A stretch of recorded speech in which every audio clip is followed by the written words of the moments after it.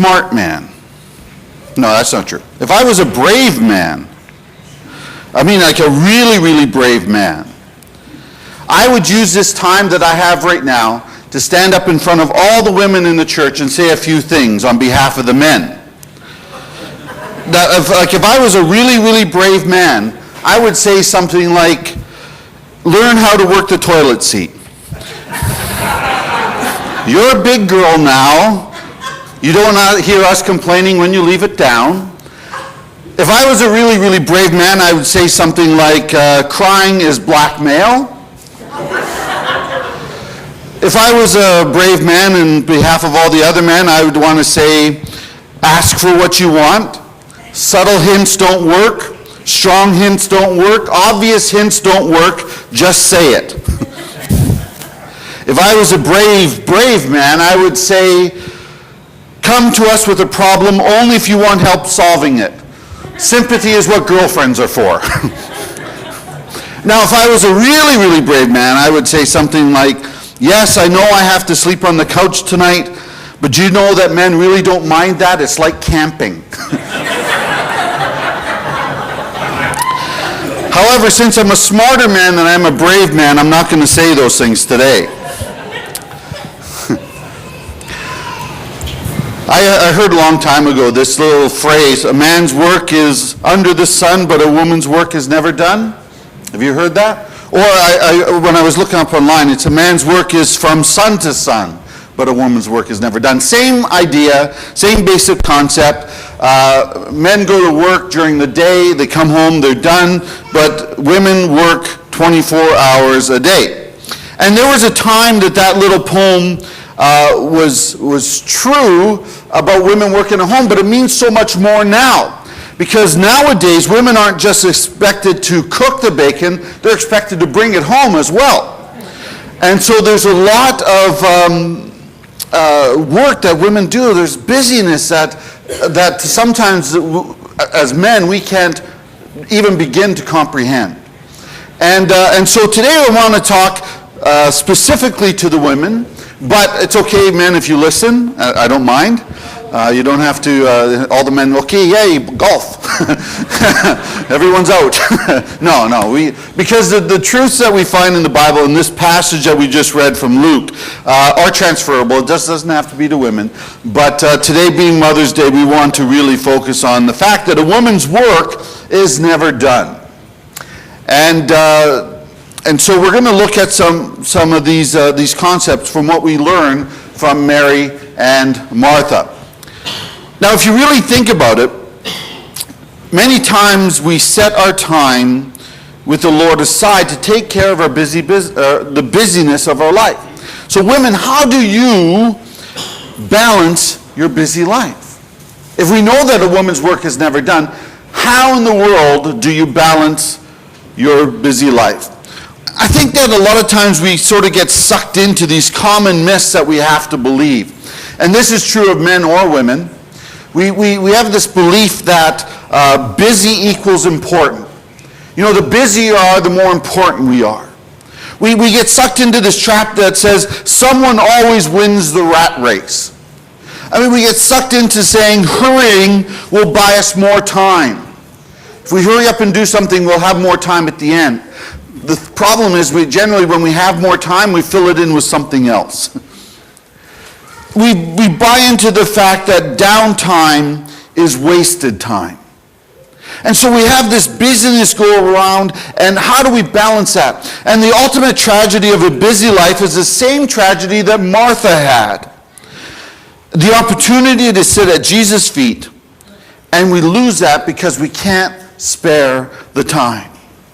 And generally I say, well, I am sparing the time. I've blocked out an hour of my Sunday morning to come to church, which is great. But I'm talking about overall, how do we manage our busyness? What is it that happened in Martha's life that caused her to have Jesus say to her, Martha, you're not doing it right. Martha, you're missing something here. Mary's got it right. You don't have it right. What was it in Martha's life, in her busyness, that caused Jesus to say that to her? Now, I want to, right off the bat, saying it's not wrong to be Marthas. Okay, we need Marthas in our life. All right, we need people who are going to take care of the details and stuff. I can't imagine what my household would be like if Karen wasn't a Martha. Okay, I mean, I know what it's like, because whenever she goes away to women's camp or stuff like that, the house goes to shambles. It's an hour before she comes home, we got to clean this place or else she's going to kill us. That type of thing. So I know what it's like. But in the ultimate, in all of this, I want us to notice what Martha's work did to her. Okay? And if you have your sermon notes, they're in your program, you can fill it in as we go along. What did Martha's work do to her? Well, the first thing I want us to notice is that her work distracted her.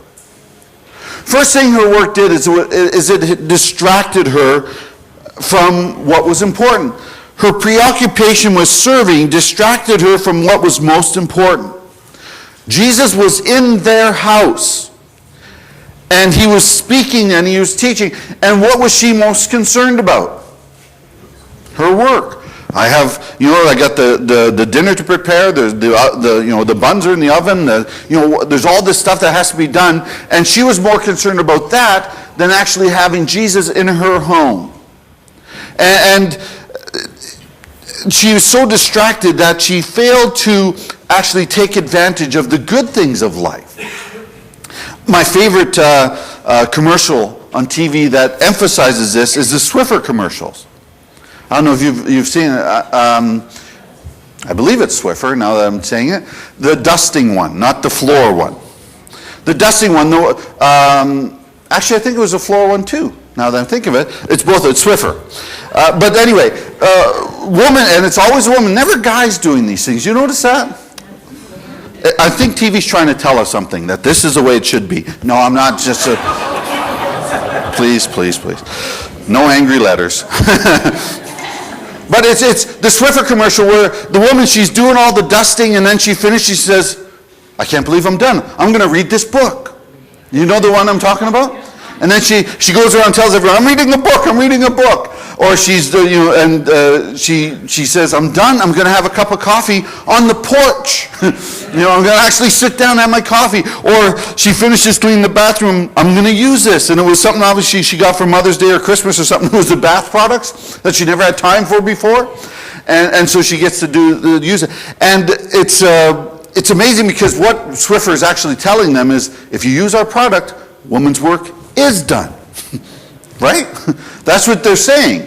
If you use our product, you will not have to worry about working all the time. You will actually have a time to sit down and read a book, or sit down and have a bath, or sit down and have a coffee on the porch. And your busyness, your distractions will all be gone. You'll be able to enjoy life. That's what Swiffer is telling us. Amazingly, the Bible tells us the same thing. Use Swiffer, and it doesn't say. But it does say, you're so distracted by your busyness that sometimes you forget to enjoy the things of life.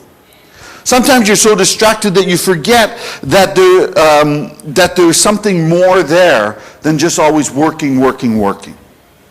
And so Martha's work distracted her. I'm going to go out on a limb here. Women, that's the same with you. Because I know it's the same with guys. Sometimes our work distracts us from what is truly important. And that is taking the time to enjoy things, enjoy our family, enjoy